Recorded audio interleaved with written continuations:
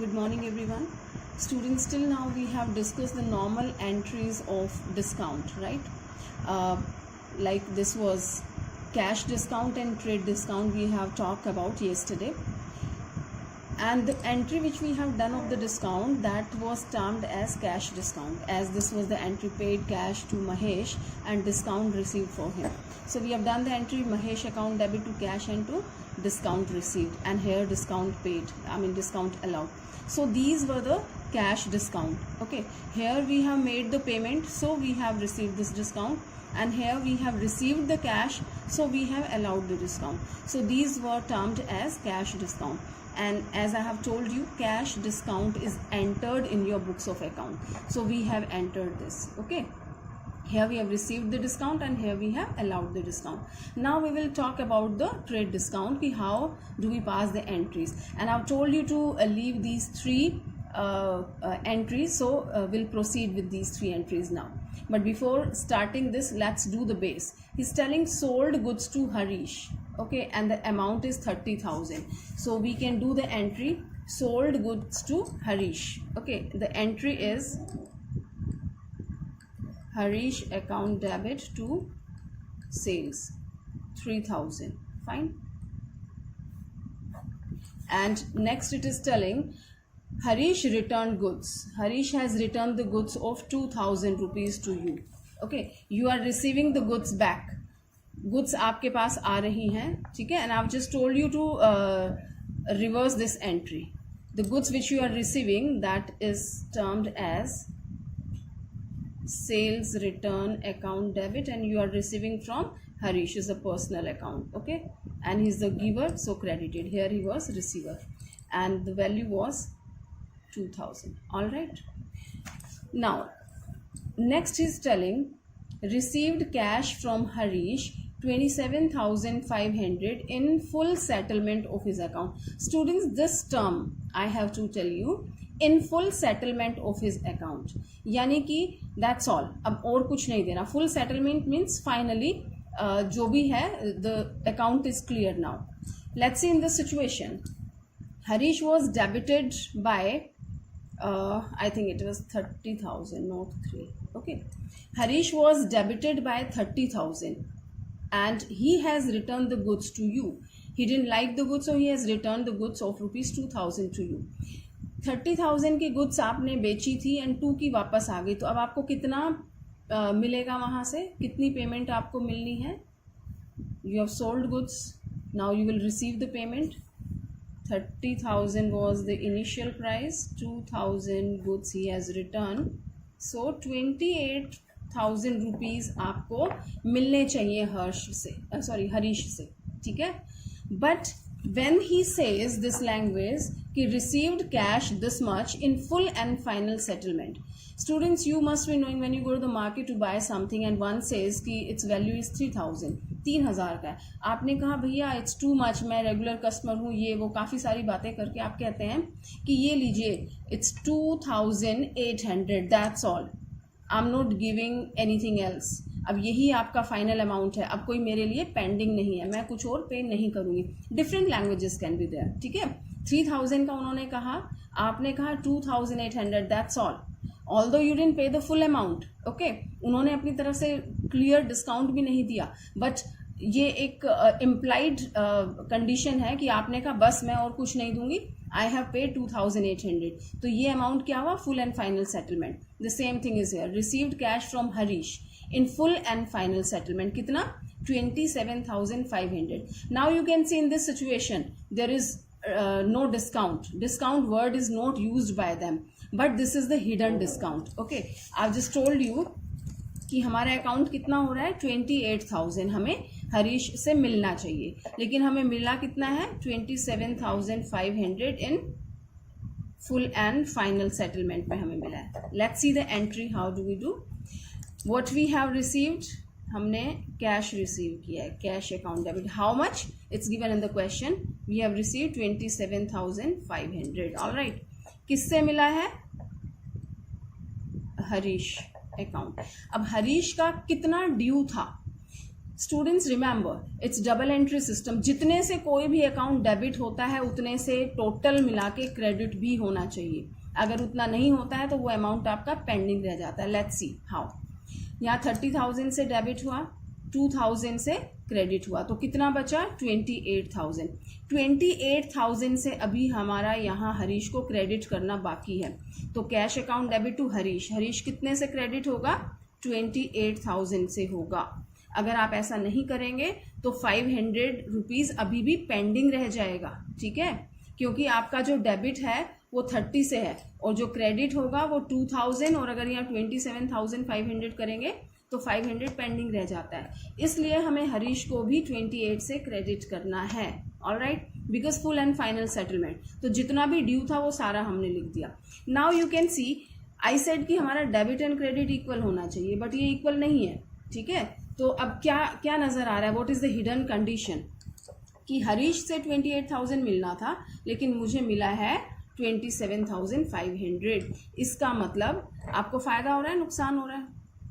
28 के बदले आपको 27,500 मिला, it's your loss, right. And this loss how much 500 due to what, due to discount, and this is called discount allowed account debit 500. All right students, so this way this was the hidden discount which we have calculated, and now you can see your debit, it's total 28,000. all right, you don't have to write this is just to make you understand. So it's debit is equal to credit, fine. So we have completed this in full and final settlement. Next, sold goods to Gopal of the list price of rupees 60,000 at 10% trade discount. Students, ये जो अभी हमने entry की है, this was your cash discount. Okay, wherever we mention this discount allowed and this discount received, वो आपका cash discount है. Now we are talking about the trade discount. So sold goods to Gopal of the list price. list price होता है initial price जो आपको बोलते हैं, and 10% trade discount, ये ट्रेड डिस्काउंट आपका लिस्ट प्राइस पे दिया जाता है, which is not recorded in the books of account. Let's see how do we pass the entry है। Sold goods to Gopal, right, Gopal को गुड्स बेची हैं, एंट्री क्या हो जाएगी, सेल्स हमेशा आपका क्रेडिट होता है। Gopal is the receiver of goods, Gopal account debit to sales, fine. And he's telling 60,000 की है, 10% is the trade discount. Okay, so this way we calculate the trade discount 60,000, and whatever percentage of the trade discount is given, that we reduce there only. So 6,000 is your trade discount, 10% of the 60. Okay, so this is 60,000 minus 6,000. This comes 54,000 is your amount of sale. Okay, so we do the entry Gopal account debit to sales, it is 54,000. all right student, so this is the entry. Now you can see we have provided 10% trade discount in this condition, but it is not mentioned anywhere. Is it visible? Have we used any term discount? No, it is not used. So this is trade discount. Is that clear? कि cash discount we mention, we do the entry, but trade discount की entry नहीं होती है. Fine. Next, purchase goods from Ravi of the list price of 20,000 at 15% trade discount. So this will be termed in the same way. The treatment will be the same. यहाँ ये sales था, यहाँ पे purchase हो जाएगा. You can see in the book only without wasting the time. Here this is purchase account debit to Ravi. Okay, and this is 20,000, 15% आपका trade discount है, तो 15 to the 3,000 आपका trade discount हो जाएगा. तो 20,000 minus 3, 17,000 से entry आपकी पास होती है, ठीक है. तो purchase account debit to Ravi 17,000. all right, here also we didn't show anywhere, कोई discount term नहीं आई है. okay, now we have this term which I have told you to cross. Now easily you can do. Bought goods from Pawan, list price 15,000 less 20% trade discount. all right students, यही था the previous one. Bought means purchase. आपने पवन से goods purchase किए, this is list price, 20% minus करके आप normal entry कर देंगे. fine, cash will not be shown anywhere. Now this is very important students. Illustration number 6 you have to understand, right? Now before starting this illustration, I just give one example to you and just tell me students, suppose you go to the market, right? And आपने 400 rupees के कोई 4 item खरीदे, यानी 100 rupees का एक item, ठीक है. And आपको 10% ट्रेड डिस्काउंट मिला है, ठीक है। ये 400 के आपने आइटम खरीदे, 10% का ट्रेड डिस्काउंट यानी कि 40 रुपीज़ डिस्काउंट, ठीक है। तो टोटल आपको कितना पे करना है, 360 आपको पे करना है, ठीक है। सपोज क्रेडिट बेसिस पे खरीदा, have you understood. 4 items of ₹400 यानी 100 रुपीज़ ईच आपने आइटम खरीदा, एंड आपको कहा कि 10% हम आपको ट्रेड डिस्काउंट दे रहे हैं, ठीक है। तो trade discount is 40 rupees, okay. Now whenever you will make payment, so you have to pay 360, but next day you find कि one of the item is not up to the mark, right? एक item आपका कितने का है, 100 rupees का है, आपने कहा कि it's not up to the mark, ये ठीक क्वालिटी नहीं है, तो you went to the shopkeeper to return it, आप इसको वापस करने जाते हैं, ठीक है। उन्होंने वापस ले लिया। अब मुझे बताएं कि आपको पेमेंट कितना करना है। नॉर्मली आप ऐसे सोचते हैं, विच इज़ रॉन्ग, कि 360 मुझे पे करना था, 100 रुपीज़ का मैंने वापस कर दिया, तो 260 मुझे पे करना है, ठीक है। तो क्या ये सही है, क्या ये आपकी कैलकुलेशन सही है students? No, it is not right, क्योंकि ये जो डिस्काउंट आपको मिला है 10% trade discount, that was on the whole value, okay. ये जो आपने वापस किया, ये यहाँ पे आपने पूरी वैल्यू उसकी माइनस कर दी है, right. But you are suppose to reduce the value which was after trade discount. So let's find out. ये 100 की आपने वापस की, तो इस पे कितना डिस्काउंट था आपका, 10%, यानी this 100 minus 10, 90 rupees you are suppose to reduce out of this, तो 360 minus 90, ओके, इट्स 270 आपको मिलेगा, ठीक है। You have sold that much, तो आपने हिसाब लगाया 260 but 270, right? So this is the calculation which we have to understand in this illustration. Illustration number 6 is telling purchase goods from Vinod of the list price of ₹40,000 at 10% trade discount. Fine. तो आपने goods purchase की है विनोद से 40,000 की, 10% trade discount दिया है, तो trade discount यानी कि you will reduce this value, okay. 40,000 पे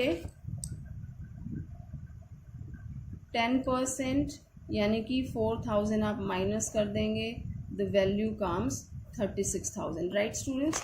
सो 36,000 से आप एंट्री करेंगे, purchase goods from Vinod. All the concept should be clear students, it's not telling on cash basis because only name is there, सिर्फ नाम दिया है और कुछ नहीं है, तो ये क्रेडिट पे है। तो purchases are debit, when you are receiving the goods, तो debit what comes in, the entry is purchase account debit to Vinod, right. And amount we have calculated 10% देने के बाद this comes 36,000, right. Now he is telling return goods to Vinod at the list price of 1,000. Remember, he is not telling other value, he is telling list price आपने 1,000 का return किया है, तो list price पे यहाँ पे आपको discount मिला था परचेज करते हुए, तो वो डिस्काउंट आप यहाँ माइनस भी करेंगे, okay. So 1,000 was the list price, 1,000 was the list price, इस पे आपने 10% अगर दिया तो दैट कम्स 100 रुपीज़।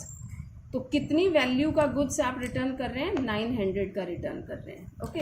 सो आपकी जो परचेज रिटर्न होगी, the entry will be passed by 900 rupees, okay. So Vinod account debit to purchase return, we just reverse the entry and return हम ऐड कर देते हैं, तो विनोद क्रेडिट था, यहाँ डेबिट हो जाएगा, परचेज डेबिट था, परचेज रिटर्न क्रेडिट हो जाएगा, and the amount is 900। Is that clear? Trade discount minus करने के बाद आप अमाउंट लिखते हैं। Now he's telling paid cash to Vinod 34,000 in full and final settlement of his account. All right. So we have to calculate what was the amount which we supposed to pay. 34,000 आपने पे किया है, paid cash to Vinod 34,000. But how much you were supposed to pay? Because we have to find out the discounted amount. Full and final settlement बोला है, तो we have to find out क्या due था हमारा, ठीक है। तो हमने कितने का खरीदा था, 36,000 का, राइट, एंड रिटर्न हमने कर दिया 900 का, ठीक है। तो दिस कम्स 35,100 आपको पे करना था, और आपने पे कितना किया है, सिर्फ 34,000, ओके। So this comes 1,100। अगर वो कहता if he doesn't use this term full and final settlement, तो इसका मतलब उसने पूरी पेमेंट नहीं की है. He has paid only 34,000 and ये अभी भी बैलेंस है, फ्यूचर में पे करेगा.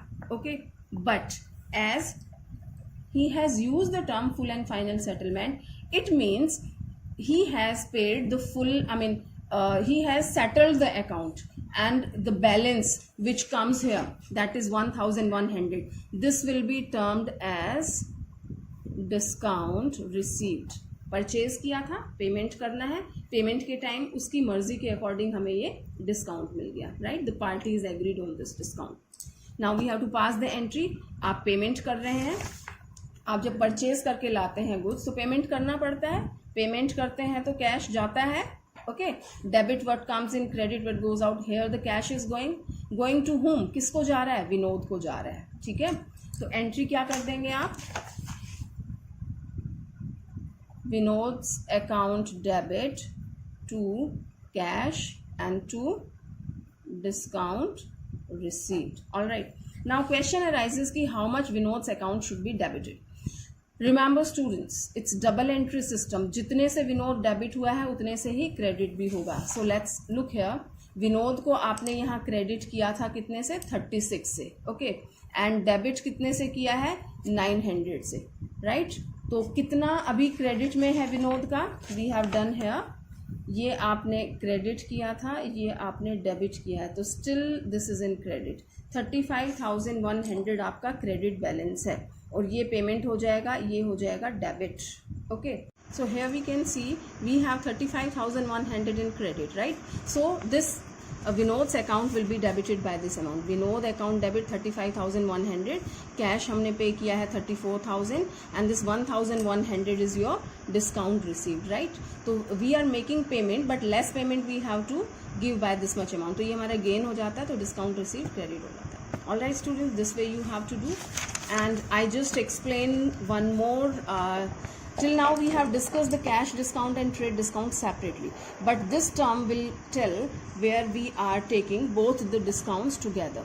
Bought goods for cash of the list price of rupees 50,000 at 20% trade discount and 5% cash discount. Fine. It's telling bought goods means you have purchased the goods for cash of the list price 50,000. ठीक है, cash basis पे आपने खरीदा है, तो first you are getting 20% trade discount. Students, wherever you have both the discounts together in an entry, तो सबसे पहले आप ट्रेड डिस्काउंट माइनस करते हैं. ठीक है, उसके बाद आप कैश डिस्काउंट देंगे, and you know that trade discount will not be included in the entry. Okay, so let's do it.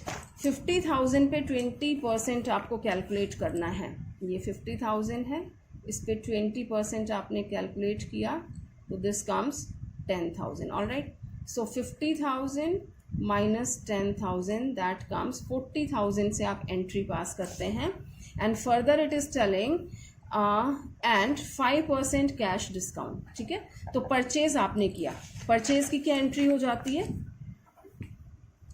Purchase account debit, how much, 40,000, क्योंकि 50 था जिसपे 10% आपने डिस्काउंट दे दिया, ट्रेड डिस्काउंट, तो entry purchase account debit 40,000, right.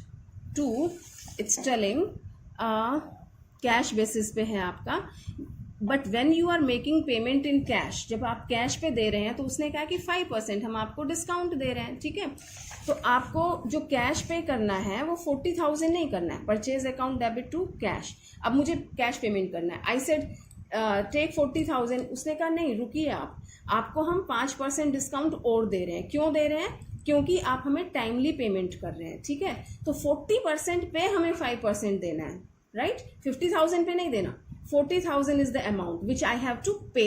Okay, तो ये 40,000 मुझे पे करना था, but as a reward I am getting 5% discount on this. It's 2,000. ये 2,000 का मुझे डिस्काउंट मिल रहा है, तो ये मेरा कैश डिस्काउंट है जो कि कैश पेमेंट करने पर मुझे मिल रहा है. Now I don't have to pay 40, I will be paying how much, 2,000 मुझे मिल जाएगा, तो मुझे पे करना पड़ेगा 38,000. तो this 2,000 is my gain, right. देखो 40 पे करना था बट मुझे पे करना पड़ा 38, तो इट्स माई गेन और लॉस, इट्स माई फायदा, it's my gain, and gain is credited, and here it comes discount received. all right, it's 2000. Fine students, so you can see that debit and credit amount is equal. Okay, so this way we have done this entry, purchase account debit to cash and discount. Here the calculation is given, and in the same way the next entry you can do yourself. So sold goods for cash of the list price. Here the list price is given, 10% आप इसमें से minus कर देंगे 2000, the amount will be 18,000. Okay, अब ये 18,000 आप cell कर रहे हैं, now you will receive the money, cash account debit हो जाएगा. तो आपने उनको कहा कि ओके अगर आप मुझे टाइमली पे करेंगे तो I will give you 3% cash discount. तो 18,000 जो मिलना था उस पर आपको आप 3% उन्हें डिस्काउंट अलाउ कर रहे हैं. आप अलाउ कर रहे हैं तो आपका एक तरह से लॉस हो रहा है ना, कि आपको ये नहीं मिलेगा, कम मिलेगा. तो cash account debit, discount allowed account debit to sales. ठीक है, तो 18,000 का 3% comes this and remaining 97% is that one, right students? So here we have completed this illustration. So do these illustrations and related back questions properly. Don't cheat. First understood that, and if you don't understand, rewind the video, watch the video again, try to understand, and then do the question. And still if you have some query, then you are free to ask me. All right, thank you students.